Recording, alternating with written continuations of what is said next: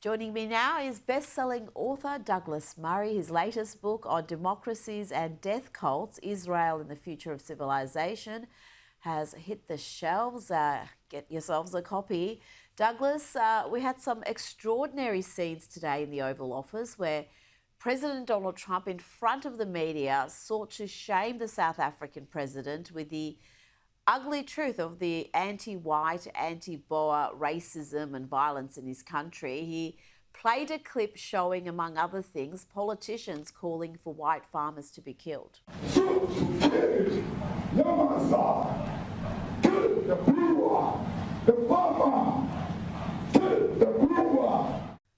Astonishing. Kill the Boer, kill the farmer. Douglas, the South African president, claimed that anti-white violence wasn't an issue, and then he was played a fairly lengthy video showing otherwise. That's right. By the way, the position the South African president had there must be now the least desirable seat in any political meeting, I think. You could see in his face that he thought, oh, no, it's going to be Zelensky Mark II. It was a fascinating exchange. And of course, the denial from the South African government is not new. This is something that they have done for years. They've allowed the most appalling anti-white racism to go on in their country. They still, all these decades after the end of apartheid, find it very, very useful and indeed easy to allow anti-white racism to run rampant, and often with lethal consequences. I'm very glad that President Trump did call this out. It's maybe only President Trump among all world leaders really could have done so, and done so forcefully. But I would just look to the backlash that I would expect in the coming days from much of the media internationally, not just in South Africa, about this. I've already seen that, papers like The Guardian are saying, Donald Trump pushing conspiracy theories about the killing of white South African farmers. And I'd expect a lot more of that. They will join in the denial that the South African government has so gleefully engaged in for so many years. Now, the South African President Cyril Ramaphosa brought golfers Ernie Els and Rita Panahi to the White House with him to, I guess, diffuse tensions with the Trump administration. We know Donald Trump loves his golf, but it didn't go well, Douglas. Listen here as Goosen recounts his own family's story, adding further weight to Trump's claims about violence against white farmers. Yeah, some of these buddy farmers got killed.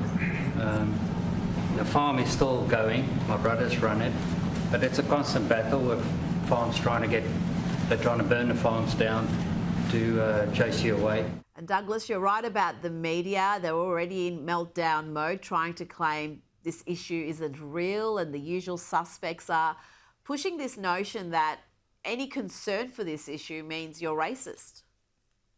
Yes, well, that's something that much of the media has done for a very long time about that.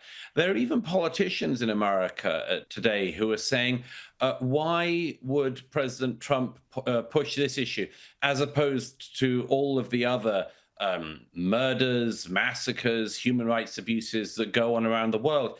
And there's an obvious answer to that, which is that there are actually a lot of people who speak about a lot of issues. Speaking about it and doing something, of course, two very different things. But what President Trump has picked up here is one of those issues which other political leaders do not want to talk about. There are always, as it were, popular human rights issues, popular human rights abuses for politicians to latch onto. Look at the way in which the French, British, Canadian governments have been obsessing for the last week, as indeed for the last 18 months, about the exact amount of nutrition that people in Gaza have had access to in recent days. They do that because of a constituency at home that they believe wants to hear that, and because they believe that it burnishes their credentials as people at the forefront of liberal human rights issues. In fact, it takes far more guts to do what President Trump has done today, and as well as all of the other issues that he's highlighted and that many other leaders have highlighted, highlight one that has been conspicuously ignored by people who would otherwise hold themselves out as great defenders of human rights around the world. And you could suggest it's been ignored precisely because of race. So those claims of racism, Yes. those making it perhaps need to look in the mirror. Now to another case of censorship and frankly madness in the UK, where a retired policeman was arrested and handcuffed in his own home by six officers from Kent Police, the same force he served for around a decade. And his crime, well, he tweeted something warning about the threat of anti-Semitism in Britain. As the Telegraph reports, police body camera footage captured officers scrutinising the 71-year-old's collection of books by authors such as Douglas Murray and issues of The Spectator, pointing to what they described as, and I quote, very Brexity things. Douglas, what is going on in your motherland? It's pretty amazing, Rita. Like you, I sort of think I can't be shocked by the denigration of the British police and the British state. And then here, you wake up one morning and discover that police have gone into a man's house and are rummaging through his bookshelves and accusing him of effectively wrongthink. The man that they briefly handcuffed and then took down to the police station for hours of questioning had obviously extremely good taste in reading material. He not only had my international bestseller, The War in the West, he had copies of The Spectator magazine. This means that this is one ex-policeman, at any rate, who's definitely thinking about the right things and reading the right things. But what an extraordinary thing it is that people in Britain have to live in a society where that would happen. And I can tell you something, Rita, like you, if the police went into people's houses and rummaged through their bookcases and found copies of some badly selling left-wing magazine and some left-wing author's latest book, I would be incensed by that as well. The police have absolutely no darn right to do this sort of thing from any political direction. But of course they think they can in this occasion. There's one thing that does need to be said on this, Rita, and I said this in The Spectator, the magazine that the police in Britain don't want you to read, apparently, despite it being Britain's best-selling and oldest weekly magazine. There's something that has to be said. Kent Police, who had the audacity to do this, have solved in areas over which they have control 0 burglaries. I'll do it again. 0 burglaries. In areas where there have been hundreds of home break-ins, Kent Police have managed to solve none of those crimes, not one. So maybe there is a correlation, isn't there, between a police force that cannot police crime and a police force that would like to go around to a retired police officer's house and rummage through his bookcases and articles relating to his late daughter's death in a hit-and-run accident that was never solved. Maybe they do that stuff because they can't do their job. And that's the connection that I would like to see more people call out. Not just this thought policing, but the fact that the thought policing or the would-be thought policing is done by police forces that seem to have no ability to do actual policing. Absolutely. And that is a widespread issue in Britain, isn't it? The failure of the police force to solve crimes, real crimes like break-ins and acts of violence. Yes. Meanwhile, we've got Keir Starmer, the Prime Minister. Well, he's in danger of being arrested with some of the commentary he's been tweeting.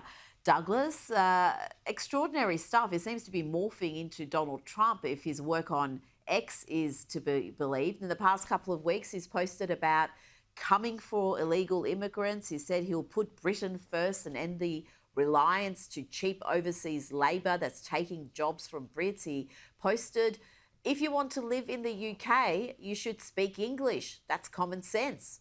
Bravo. He also said settlement in the UK is a privilege. That has to be earned. It's not a right. And he also said this about strong borders, that the Tories lost control of our borders and let net migration soar to record levels, undercutting hardworking Brits. I won't stand for it, Douglas. Is the Prime Minister going to get a visit from the constabulary for these sorts of non-crime hate incidents? Because that is a real thing in Britain. I'm frankly a little bit surprised by how he's become some right-wing reactionary. Mm.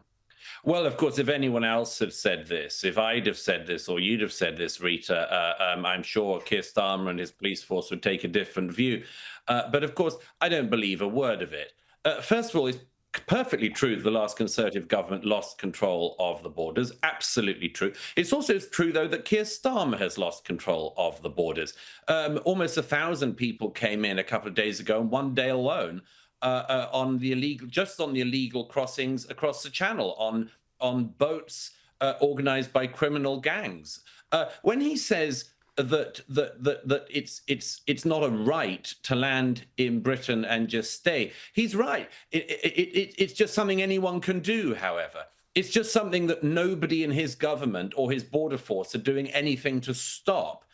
They behave as though it's impossible to stop tens of thousands of people arriving just across the Channel every year illegally, let alone the hundreds of thousands of other people who arrive in the UK every year, legally and illegally, and get net migration up to almost 1 million in the last couple of years. But just as I say, this is the most cynical tactic. And I, at any rate, don't believe a word of what Keir Starmer says. I have heard politician after politician, Labour and Conservative, say this for decades. They always say the same pabulum.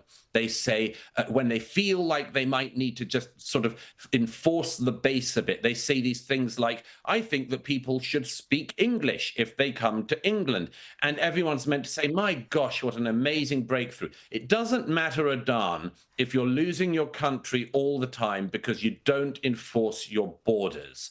This is I don't even know if Keir Starmer has seen these tweets. I'm sure he doesn't write them. His own Home Secretary and Foreign Secretary and others have distanced themselves from the language he's used himself. But it's just language games, Rita. That's all it is. It's language games. They don't do anything, not in the real world.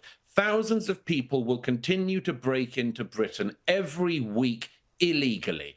And in the meantime, what do we have? Keir Starmer, the brave tweeter. Well, as you say, Rita, it's lucky that he's Prime Minister and not, for instance, a white or working class mother in the north of England, or otherwise he'd be having his collar felt this evening.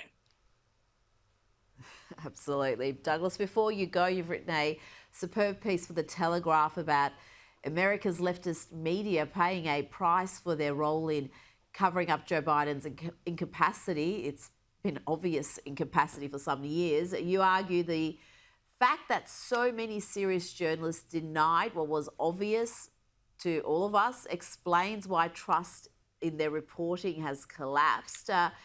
Is the damage too steep to fix, or can they restore their credibility? Well, you know, the interesting thing with the American media class is that so much of it just covered this up for years, not just the past 4 years, for many years with Joe Biden, even before the 2020 election. They were all rooting for him. And so they covered things over for him. And now they all say that they're brave truth warriors for writing books about it now. They claim things like, there was a sort of cover up from the White House about the extent to which Joe Biden was mentally incapacitated. There wasn't just a cover up from the White House or Jill Biden. There was a cover up by much of the American media, but not all. Just as not all the media was to blame for this. There is a fall off in public trust in America as elsewhere in the media because of a concerted cover up like that. But you know, Rita, if if that same political and media class had read the New York Post, they'd have been able to know about this, 5 years before they themselves agreed and broke the story. If they'd have watched you, Rita, and me, Rita, on Sky Australia talking in recent years, they'd have seen that we knew something was up. We identified something was up. You and I weren't silent when Joe Biden was claiming that he'd just spoken to dead world leaders, or was wandering off stage and off script in ways that were weird even for Biden. So no, it's not everyone who ignored this, but it really is quite hard to stomach to see the very journalists who spent years covering up Biden's cognitive decline, now writing books saying, it turns out that Biden in 2024 wasn't peak Biden after all. And how could we have known? There were no signs, nothing to tell us.